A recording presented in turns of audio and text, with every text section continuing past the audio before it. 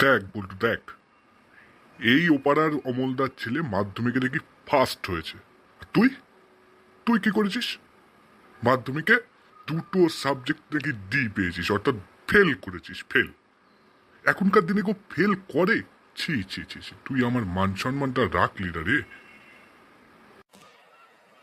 বাবা, তুমি রাগ করো না। তুমি তো দেখেছো 12 ফেল মুভিটা, দেখেছো তো? দেখো 12 ফেল মুভির মতো আমিও নায়ক হব, নায়কের মতো আমিও 10th ফেল একটা সিনেমা বার করবো, দেখে নিও তুমি। তুমি শুধু শুধু রাগ করছো আমার উপর। হারামজাদা ছেলে, তুমি এখন নায়ক হও? মাধ্যমিকে ফেল করে এখন নায়ক হবা তুমি? তোমার কান টেনে আজকে ছিঁড়ে ফেলবো।